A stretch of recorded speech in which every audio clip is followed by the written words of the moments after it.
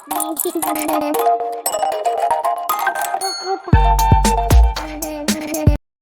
Everyone, इस video में बात कर लेते हैं एनएचपीसी लिमिटेड की। क्विकली एनालिसिस देख लेते हैं। चैनल को लाइक एंड सब्सक्राइब करना मत भूलिएगा। तो यहाँ पे आप देख रहे होगे स्टॉक में वही पुराना चार्ट है, फॉर्मेशन भी वही सिंपल है, चैनल वाला चार्ट है। सपोर्ट रेजिस्टेंस के साथ कुछ फॉर्मेशन बनी हुई है, उन्हीं के साथ स्टॉक चलते हुए नजर आ रहा था कुछ ऐसा सा। आज भी एक बड़ा फॉल देखने को मिला है।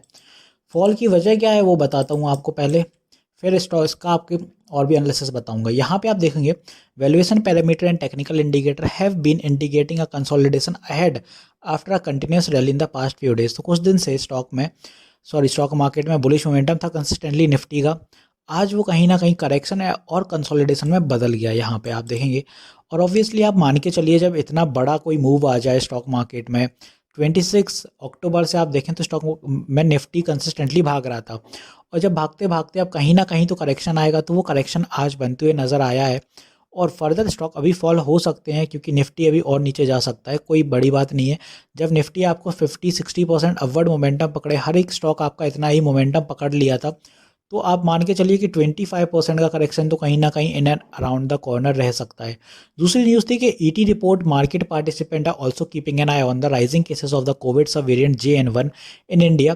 Kerala reported 292 new active cases of कोविड-19 एंड 3 डेथ येस्टरडे। तो ये भी एक कंसर्न हो गया है कि कोविड फिर से फैल रहा है, और ये बड़ा कंसर्न है क्योंकि स्टॉक मार्केट जब कैजुअलिटीज़ देखते हैं तो इधर पे ज़्यादा सीन बनता है कि आप पैनिक ज़्यादा क्रिएट होने लगता है कहीं ना कहीं मार्केट में कि भैया अब लोग कोविड की वजह से फिर से मर रहे हैंगे, तो वो अफेक्ट ज़्यादा करता है। वो पैनिक वाला सिनेरियो यहाँ बनता है। बाकी आप देखेंगे यहाँ पे कोई चेंजेस नहीं हुए। The sudden change in market sentiment caught participants by surprise. तो सभी को सरप्राइज था कि मार्केट फॉल क्यों कर रहा है, as all global and domestic cues had been positive. बाकी सब चीज़ें पॉजिटिव थी, बस ये दो न्यूज़ थी, एक कोविड वाली और दूसरा है कि इतने दिन में जो भाग रहा था स्टॉक, तो इसका अंदाज़ा यही निकला कि करेक्शन आने वाला है, और ये आगे आ भी गया।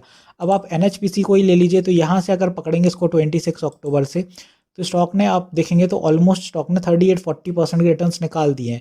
तो कोई बुरे रिटर्न्स नहीं है इतने, 54 डेज में 34% के रिटर्न्स निकाल दिए। तो इतना फॉल तो आप एक्सपेक्ट कर सकते हैं। इवन फर्दर फॉल भी आ सकता है, 50 तक स्टॉक टेस्टिंग दे सकता है।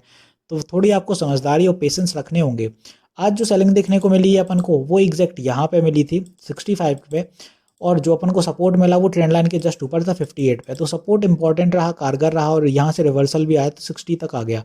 कल अगर स्टॉक फॉल करता है बाय एनी मीन्स, अगर निफ्टी फिर से आप देखें अंडर परफॉर्म रहता है, अनस्टेबल रहता है, तो यहाँ पे पहला सपोर्ट यही रहेगा 58 ब्रेक होता है तो चैनल के अंदर री एंटर होगा, तो 56 का यहाँ पे सपोर्ट बनेगा। दूसरा सपोर्ट इसी दिशा में फिर और नीचे बनेगा, वो 55 रहेगा। एंड देन 55 के साथ साथ फिर अगर और नीचे आता है तो चैनल के बाहर आ जाएगा स्टॉक, ये वाले चैनल को। तो यहाँ पे आपको थोड़ा समझना होगा और समझदारी से काम करना होगा। ट्रेलिंग स्टॉप लॉस भी यूज़ करिए। ऊपर की बात कर लें कि स्टॉक बुलिश होगा, तो बुलिश अब सडनली आपको 65 तो नहीं जाएगा।